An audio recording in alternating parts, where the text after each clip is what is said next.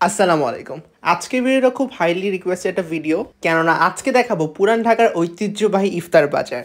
কারণ যারা চিনে তারাই কিনে। একটা চক বাজার সেরা বড় বাপের পোলাঘাট বইরা বইরা বইরা লেগে প্রত্যেক বছর পবিত্র রমজান মাস আসতে না আসতেই চকবাজার ইফতার বাজারে একটা ধুম ছড়িয়ে যায়। আর প্রত্যেকবার আমি নিয়ত করি যে আমি চকবাজার ইফতার বাজারটা দেখাবো, বাট ওরকম আর কি ধৈর্য কুলায় না, বিকজ বাসা থেকে অনেক দূরে। তো এবার নিজের মনোবল শক্ত রেখে আমি একাই চলে যাই ঢাকা শহরে তীব্র গরম এবং অসহ্য জ্যাম পার করে চকবাজারে।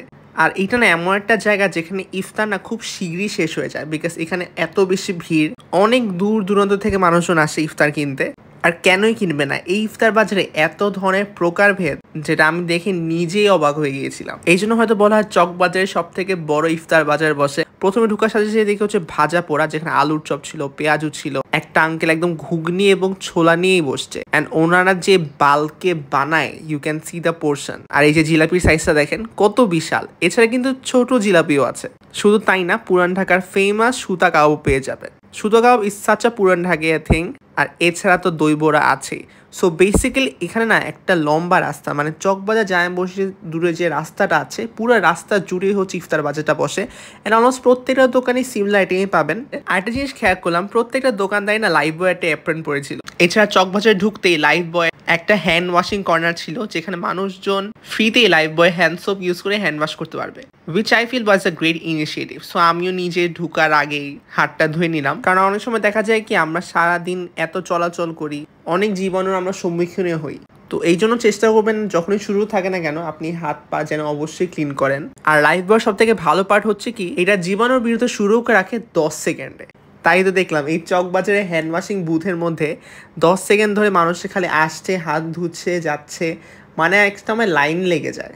আর এই ইফতার বাজারে ভালো দিক হচ্ছে কি, এটা না সবার জন্যই, মানে এখানে প্রত্যেকটা পোর্শন আপনার 1 কেজি, আধা কেজি, 250 গ্রাম সব অনুযায়ী সেল করে। সো অনেক সময় দেখা যায় কি যাদের বাজেটটা কম তারাও এখান থেকে কিনতে পারে। এমনকি আপনি দামাদামিও করতে পারবেন, যেটা কিনা অন্য অন্য ইফতার বাজারে কিন্তু খুবই রেয়ার।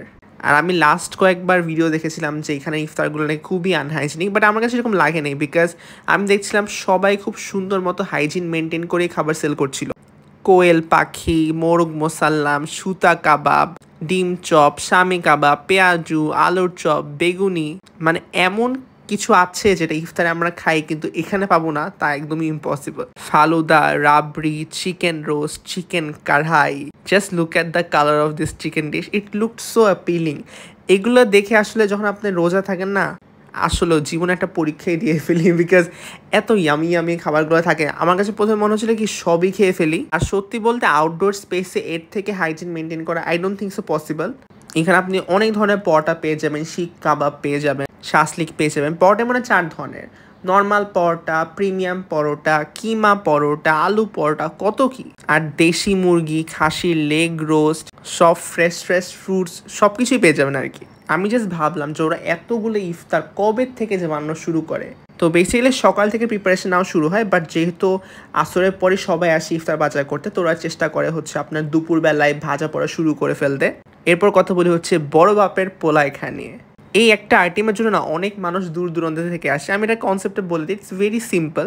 বেসিক্যালি আগের দিনে যে খাবারগুলো তারা সব কিছুতে একদম মিক্স করে ফেলে, মিক্স করার পর ছোট পোর্শন বড় পোর্শন ওয়াইজ সেল করে। আর জিনিস খুব ভালো লেগেছে, খাবারগুলো কিন্তু তারা এখানে কোনো ওয়েস্ট করে না, তারা ওই খাবারগুলো পরদিন নিয়ে আসে আর ওগুলো মিক্স করে। আর এটার নামই হচ্ছে বড় বাপের পোলায় খায়। এটা যদি আপনি মুড়ি দিয়ে খান না, বাস আর কিছুই লাগবে না। আমিও বাসে আনার সময় একটু বড় বাপের পোলায় খেয়েছিলাম। আমি 250 গ্রাম কিনেছিলাম 200 টাকায়, which was pretty worth it for me. এছাড়া ছোলা ভুনা ছিল, আর ছিল হচ্ছে মহব্বতের শরবত।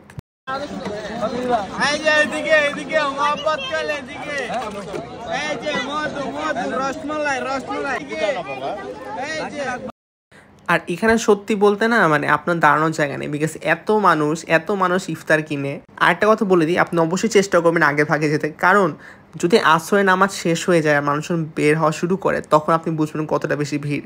আর ভিড় হওয়াটা খুবই স্বাভাবিক। বাট হ্যাঁ, এটা মানে কিন্তু এটা না যে আমি আপনাকে বলবো সেই দূর দূরান্ত থেকে আসবেন। আপনার যদি একবার লাইফ টাইমে এক্সপিরিয়েন্স করতে চান, আমি সাজেস্ট করবো আসতে। বাট ইটস নট সামথিং যে আপনার প্রত্যেক বছর আসা দরকার। বাসায় কি ইফতার নিবো এই কনফিউশনে আমি চলে যাই হচ্ছে আনন্দ বেকারিতে। সেখান থেকে নিই হচ্ছে ওদের এই মজাদার মুগ মোসাল্লাম, যেটা হচ্ছে বেস্ট সেলার। ঢাকায় এর থেকে মজার মুগ মোসাল্লাম কোথাও সেল হয় না। আর নিয়েছিলাম 3টা পরোটা, আর এরপর জ্যাম ঠেলে অবশেষে বাসায় ইফতারটা ক্যাচ করতে পেরেছিলাম। Overall it was a nice day. Happy eating.